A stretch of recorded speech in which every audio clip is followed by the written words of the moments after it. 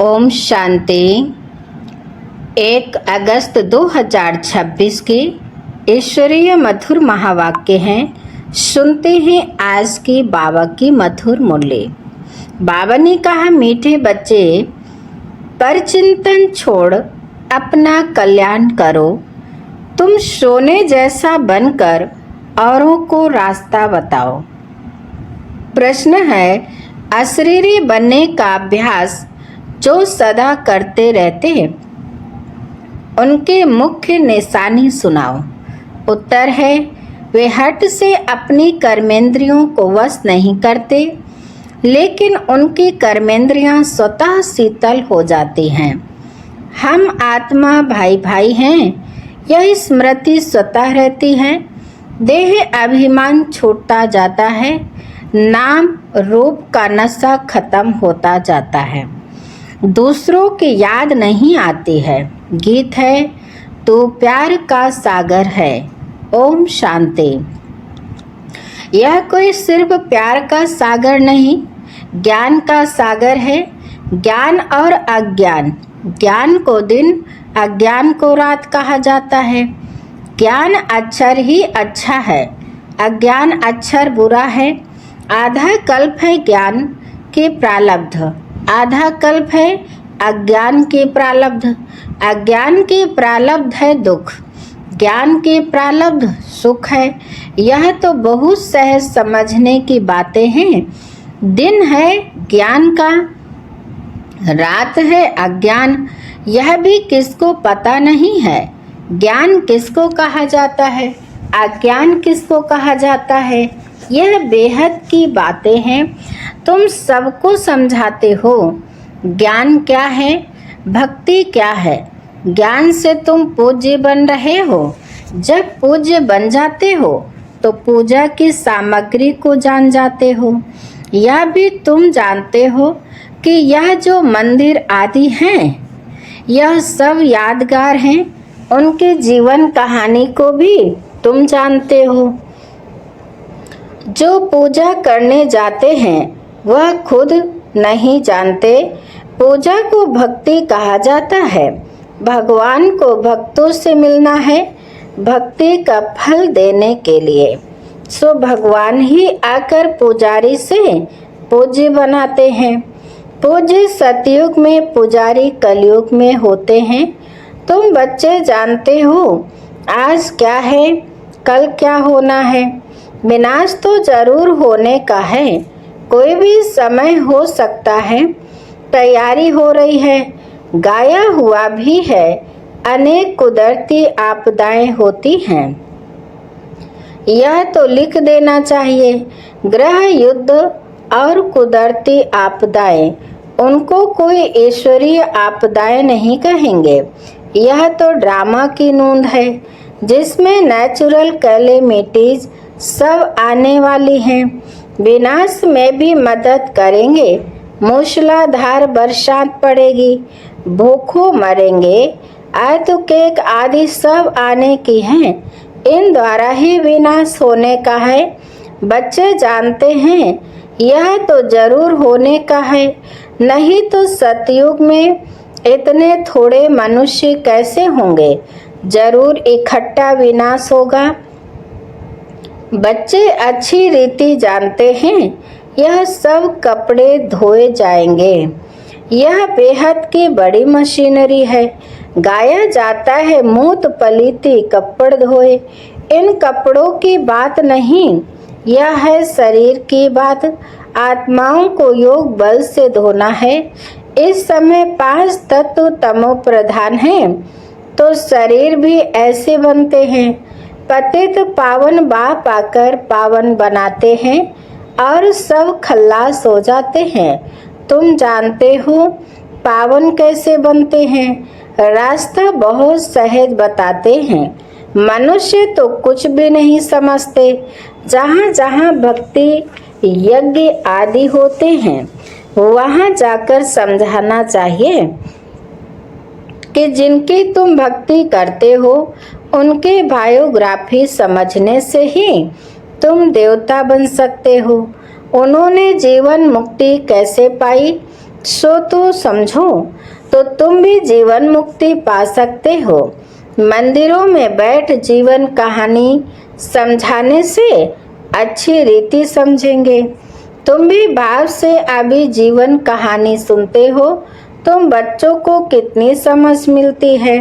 परमपिता परमात्मा की जीवन कहानी कोई भी नहीं जानते।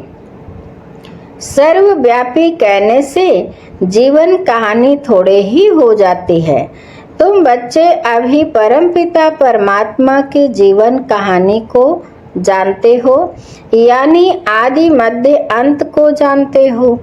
इस समय को आदि कहेंगे, जबकि बाप आकर पतितों को पावन बनाते हैं। फिर मध्य में भक्ति का पाठ चलता है। बाप कहते हैं, इस समय मैं आकर स्थापना कराता हूँ, करन करावन हार हूँ। प्रेरणा को करना नहीं कहेंगे। बाबा आकर इनके कर्मेंद्रियों द्वारा करते हैं। इसमें प्रेरणा की बात नहीं। करन करावन हार तो जरूर सम्मुख ही कराएंगे। प्रेरणा से कुछ भी नहीं हो सकता। आत्मा बिगर शरीर कुछ भी नहीं कर सकती है। बहुत कहते हैं ईश्वर ही प्रेरणा से सब कुछ करता है। बाबा आप प्रेरणा करो, हमारे पति की बुद्धि ठीक हो जाए। बाप कहते हैं प्रेरणा की तो इसमें बात ही नहीं। फिर शिव जयंती क्यों मनाई जाती है? प्रेरणा से काम हो तो फिर आए ही क्यों? एक तो ईश्वर क्या चीज है यह नहीं जानते। सिर्फ कह देते ईश्वर की प्रेरणा से सब कुछ होता है। निराकार प्रेरणा से कैसे करेंगे?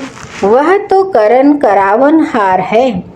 आकर के रास्ता बताते हैं, कर्मेंद्रियों से मुरली चलाते हैं। जब तक कर्मेंद्रियों का आधार ना ले तब तक मुरली कैसे चलाएं? ज्ञान का सागर है तो सुनाने के लिए मुख चाहिए ना। अब तुम बच्चों को सारी दुनिया के आदि मध्य अंत का पता पड़ा है, पूरी नॉलेज मिली है। समझते हैं ज्ञान बिगर गति नहीं। ज्ञान कौन दे? अज्ञान मार्ग और ज्ञान मार्ग में फर्क तो देखो ना। विज्ञान भी कहते हैं अज्ञान है अंधियारा। बाकी ज्ञान और विज्ञान को हम मुक्ति, जीवन मुक्ति भी कह सकते हैं। तुमको अब पावन बनने का ज्ञान मिलता है। तुम सुदर्शन चक्रधारी बनते हो। कोई सुनेंगे तो वंडर खाएंगे। कहेंगे आत्मा ज्ञान लेती है तो आत्मा जरूर संस्कार ले जाएगी ना। मनुष्य देवता बनते हो तो ज्ञान रहना चाहिए, परंतु बाप समझाते हैं यह पुरुषार्थ है प्रारब्ध के लिए। प्रारब्ध मिल गई फिर ज्ञान की क्या दरकार है? सतयुग है ही तुम बच्चों के लिए प्रारब्ध। यह बातें सुनने से ही वंडर खाएंगे। यह ज्ञान परंपरा क्यों नहीं चलता? बाप कहते हैं यह प्रायः लोप हो जाता है। दिन हो गया फिर अज्ञान तो है नहीं। जो ज्ञान के दरकार रहे यह भी समझने समझाने की बातें हैं। फट से कोई समझ नहीं सकते। शिव बाबा भारत में ही आते हैं, बच्चों के लिए सौगात ले आते हैं, भक्ति का फल देने लिए। भक्ति के बाद है सद्गति। यह विनाश भी होगा जरूर। आसार खड़े हैं, तुम सुनते रहेंगे। चिंगारी लगती है तो 1-2 घंटे में सारा मकान जलकर भस्म हो जाता है। यह कोई नई बात नहीं है। विनाश तो होना जरूर है। सतयुग में होते ही हैं थोड़े। मनुष्य श्रेष्ठाचारी, तो श्रेष्ठाचारी बनने में कितनी मेहनत लगती है। माया नाक से एकदम पकड़ लेती है। ऐसे गिरने वालों को चोट बहुत लगती है। टाइम लग जाता है। बड़े ते बड़ी चोट है काम विकार की। इसलिए कहा जाता है काम महाशत्रु है। यही पतित बनाते हैं। झगड़ा होता ही है विकार पर। विकार के लिए नहीं छोड़ेंगे तो जरूर कहेंगे इससे तो बर्तन साफ करें वो अच्छा है। झाड़ू पोछा लगाएंगे परंतु पवित्र रहेंगे। इसमें हिम्मत बहुत चाहिए। जब कोई भाव के शरण में आते हैं तो फिर माया भी लड़ना शुरू करती है। 5 विकारों की बीमारी और ही अधिक उथल खाती है। पहले तो पक्का निश्चय बुद्धि होना चाहिए। जीते जी मरे हुए हैं। यहाँ से लंगर उठा लिया है। कलयुगी विकारी किनारा तुमने छोड़ दिया है। अब हम यात्रा पर जा रहे हैं। हम अशरीरी हो अपने घर जाते हैं। आत्मा को यह ज्ञान है कि हम एक शरीर छोड़ दूसरे में जाएंगे। हम गृहस्थ व्यवहार में रहते कमल फूल समान पवित्र बन यात्रा पर रहते हैं। बुद्धि में याद रहे कि यह तो कब्रिस्तान है। फिर हम सुख धाम में जाएंगे। हमको बाबा वर्षा देने की युक्ति बता रहे हैं पावन बनने के लिए। हम योग में रहते हैं। याद से ही विकर्म विनाश होंगे तब आत्मा शरीर छोड़ेगी। यात्रा कितनी वंडरफुल है। सिर्फ बाप को याद करो, अपनी राजधानी को याद करो। इतने सहज बात भी याद नहीं पड़ती है। अल्फ को याद करो बस, परंतु माया वह भी याद करने नहीं देती। मेहनत लगती है। आत्मा को ज्ञान मिला है। हमारा बाबा आया हुआ है। आत्मा पढ़ती है ना। आत्मा शरीर द्वारा जन्म लेती है। आत्मा भाई भाई है। देह अभिमान में आने से फिर अनेक संबंध हो जाते हैं। यहाँ तुम भाई बहन हो गए। आपस में भाई भाई भी हो, बहन भाई भी हो। प्रवृत्ति मार्ग है ना। दोनों को वर्षा चाहिए। आत्मा ही पुरुषार्थ करती है। अपने को आत्मा समझना यही मेहनत है। देह अभिमान ना रहे। शरीर ही नहीं तो विकार किससे करेंगे। हम आत्मा हैं। बाप के पास जाना है। शरीर का भान ही ना रहे। जितना योगी बनते जाएंगे कर्मेंद्रियां शांत होती जाएंगी। देह अभिमान में आने से कर्मेंद्रियां चंचल होती हैं। आत्मा जानती है हमको प्राप्ति हो रही है। शरीर से अलग होते जाएंगे तो कर्मेंद्रियां शांत होती जाएंगी। सन्यासी लोग दवाई खाकर कर्मेंद्रियों को शांत करते हैं। वह तो हठ योग हो गया ना। तुमको तो योग से काम लेना है। क्या योग बल से तुम वश नहीं कर सकते हो। जितना आत्माभिमानी होते जाएंगे तो कर्मेंद्रियां शांत हो जाएंगी। बड़ी मेहनत करनी पड़ती है। प्राप्ति तो बहुत ऊंच है ना। बाप कहते हैं योग बल से तुम विश्व के मालिक बनते हो। कर्मेंद्रियों पर जीत पहनते हो। इसलिए भारत का योग नामी ग्रामी है। तुम मनुष्य से देवता पति से पावन बनते हो। प्रजा भी स्वर्गवासी तो है ना। योग बल से तुम स्वर्गवासी बनते हो। बाहुबल से नहीं बन सकते हो। मेहनत कोई बहुत नहीं है। कुमारियों के लिए तो जैसे मेहनत ही नहीं है, फ्री है। विकार में गई तो बड़ी पंचायत हो जाती है। कुमारी रहना अच्छा है, नहीं तो फिर अधर कुमारी नाम पड़ जाता है। युगल भी क्यों बने, इसमें भी नाम रूप का नशा चढ़ता है। यह भी मूर्खता है। युगल बनने के बाद पवित्र रहने के लिए बड़ी अच्छी हिम्मत चाहिए। ज्ञान की पूरी पराकाष्ठा चाहिए। बहुत हैं जो हिम्मत करते हैं, परंतु आग की आंच आ जाती है तो खेल खल्लास। इसलिए बाबा कहते हैं कुमारी फिर भी अच्छी है। अधर कुमारी बनने का ख्याल भी क्यों करना चाहिए? कुमारियों का नाम बाला है। बाल ब्रह्मचारी है। बाल ब्रह्मचारी रहना अच्छा है, ताकत रहती है, दूसरे कोई की याद नहीं आएगी। बाकी हिम्मत है तो करके दिखाओ, परंतु मेहनत है, दो हो पड़ते हैं ना। कुमारी है तो अकेली है, दो से द्वैत आ जाता है। जहाँ तक हो सके कुमारी हो रहना अच्छा है। कुमारी सेवा पर निकल सकती है। बंधन में पड़ने से फिर बंधन वृद्धि को पाते हैं। ऐसा जाल बिछाना ही क्यों चाहिए जो बुद्धि फंस पड़े। ऐसे जाल में फंसना ठीक नहीं है। कुमारियों के लिए तो बहुत अच्छा है। कुमारियों ने नाम भी निकाला है, कन्हैया नाम गाया जाता है ना। कुमारी हो रहना बड़ा अच्छा है, इन्हों के लिए बहुत सहज है। स्टूडेंट लाइफ पवित्र लाइफ भी है, बुद्धि भी फ्रेश रहती है। कुमारों को भीष्म पितामह जैसा बनना है। कल पहले भी रहे हैं, तब तो देलवाड़ा मंदिर में यादगार बना हुआ है। अब बाप बच्चों को फरमान करते हैं, मुझे याद करो और सब बातों को छोड़ तुम अपना कल्याण करो। बाप को याद करने में ही कल्याण है। भूल चूक होती है, बच्चे गिर पड़ते हैं।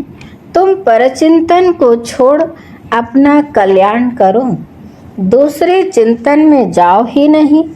तुम सोने जैसा बन जाओ, औरों को भी रास्ता बताओ। सतो प्रधान बनने का एक ही उपाय है, पावन बनने के लिए बिगर मुक्ति धाम में जा नहीं सकते।